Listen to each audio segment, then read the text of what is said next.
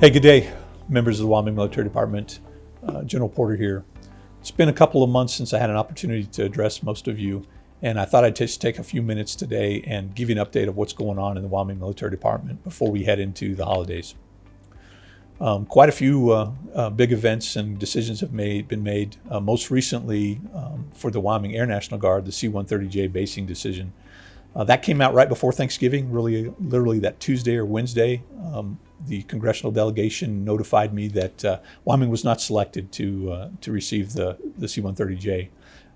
Looks like there were four states, four bases. That was Texas, Kentucky, West Virginia, and perhaps Georgia, if the money comes out in the appropriations to allow them to fund it. Those are going to be the ones that get it this go round. As they explained to us, strength was a factor in the decision. Also, some things that we had really no control over in terms of the number of days above 90 degrees, geographic dispersion, that special mission with the special operations group that we simply just don't have any play in. Those all contributed to us not being selected this time. I'll tell you, though, we're not going to give up on pursuing the J's. I think it's strategically important for the Wyoming Air National Guard to maintain and receive the very best aircraft that we can.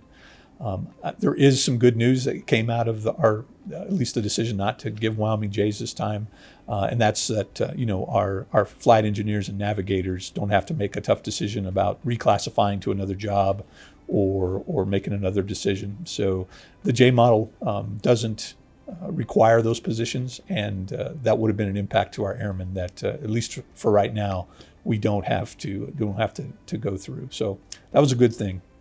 I'll tell you, there are some great things still going on in 153rd and the Wyoming Air National Guard through some really good foresight on leaders that have come before me.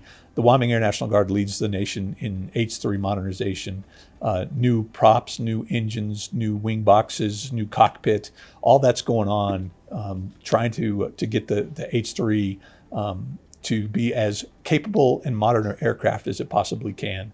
And that's Wyoming's going to have some of the very first H-3s that have been modernized to that level in the nation.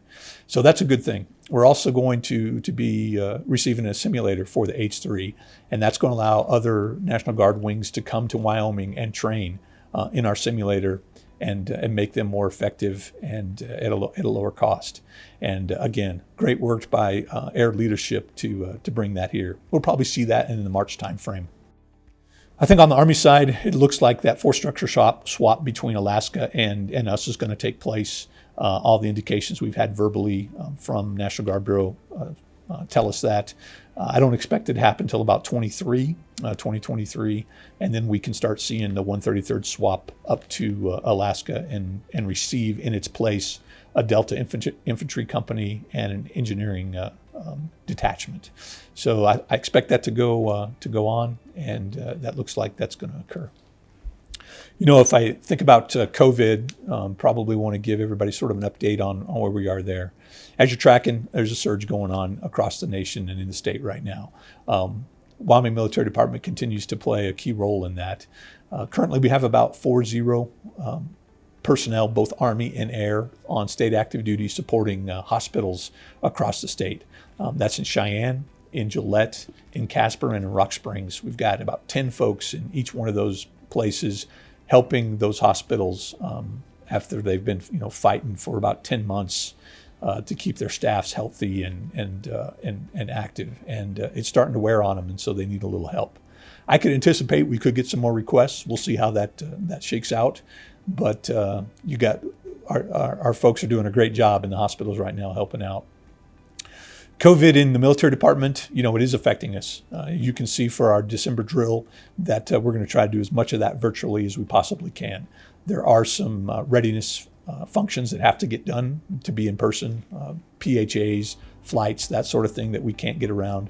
But I'll tell you, we're going to take extra special efforts to make sure that we protect the force, making sure everybody's masked, that as long as it's safe, social distancing, extra cleaning, all that to protect the force as we go through this pandemic.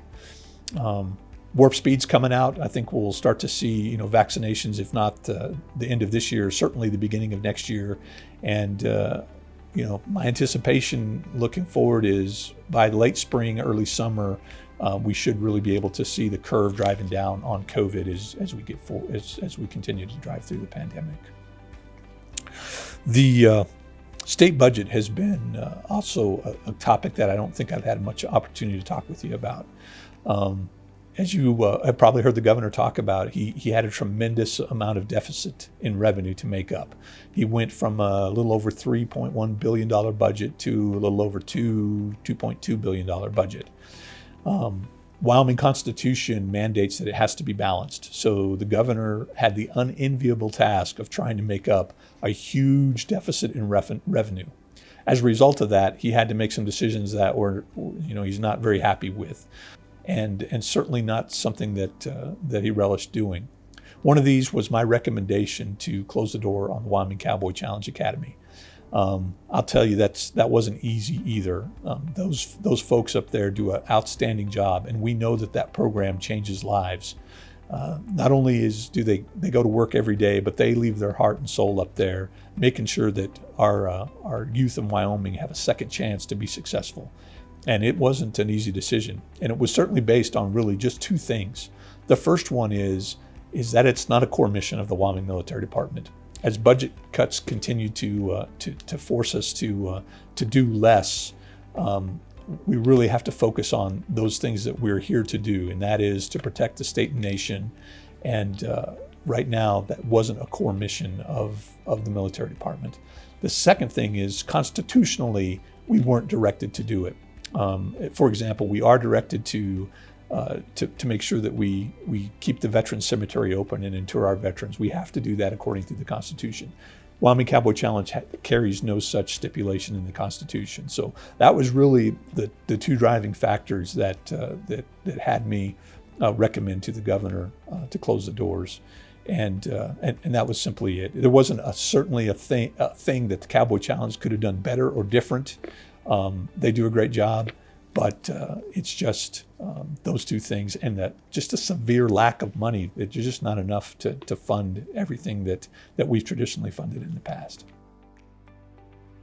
The most important thing I wanted to speak with you all about, though, is really to wish you and your family a very happy holidays, and once again to have you recognize how important you are to our state and nation. Your discipline, your service, your willingness to go above and beyond is desperately needed right now in our state and nation. And I can't tell you how proud I am of each and every one of you for the service you performed this last year in some very trying conditions. So this year coming up in your holidays, just want to tell you, have a great set. Spend some time with your families. That makes sense, with what's going on in COVID. But count your blessings, and remember that we are the sword and shield for our state and nation. And the actions that you do have made a tremendous difference in the lives of folks here in Wyoming and across the nation. So be proud of your service. You certainly have earned it. Have a great holiday season, and spend some time recognizing that with your family. Thank you, and Merry Christmas.